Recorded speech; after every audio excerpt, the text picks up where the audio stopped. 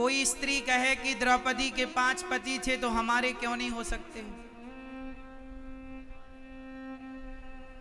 तो सुनो, द्रौपदी जो थी वो किसी मां के गर्भ से प्रकट नहीं हुई, अयोनिजा है। द्रौपदी अग्नि से प्रकट हुई है। किससे प्रकट हुई है? अग्नि से। इसलिए द्रौपदी जो स्त्री है वो सामान्य स्त्री नहीं है। इसलिए उन स्त्री से आप अपनी तुलना बिल्कुल ना करना। द्रौपदी 5 पति उनके इसलिए थे क्योंकि उन्होंने भगवान शिव से वरदान मांगा कि मेरा पति बलवान हो, मेरा पति सुंदर हो, मेरा पति त्रैलोक्य का ज्ञानी हो, मेरा पति 5 बार उन्होंने कहा कि मेरा पति ऐसा ऐसा ऐसा ऐसा हो। तो भगवान शिव ने कहा कि ये सारे गुण एक में तो हो नहीं सकते, पर तुमने 5 वरदान मांगे तो मैं तुम्हें एक एक गुण का धनी 5 तुम्हें मिलेंगे। इसलिए द्रौपदी मां के 5 पति थे, 5 पांडव, और 5ओं की पत्नी वो अलग अलग टाइम पर रहा करती थी। द्रौपदी जब चाहे अपने आप को कुंवारी कर लेती थी। इसलिए द्रौपदी जब एक पति से, मतलब जब वो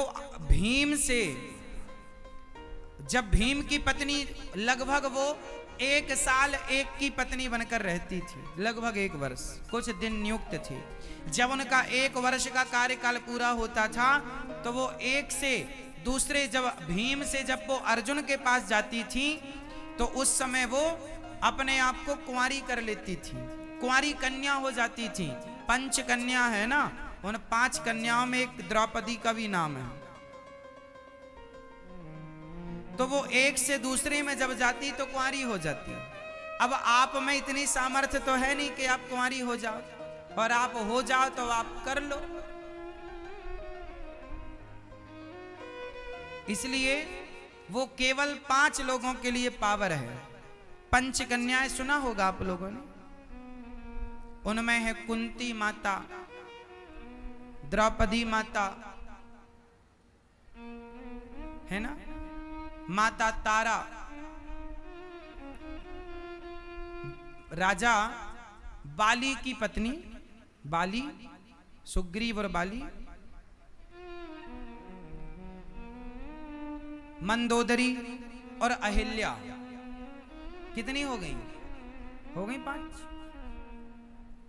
माता अहिल्या जो पत्थर की हो गई थी, माता तारा, माता मंदोदरी, माता द्रौपदी, माता कुंती, 5। ये 5 कन्याएं हैं। ये 5 जब चाहें अपने आप को कुंवारी कर सकती हैं।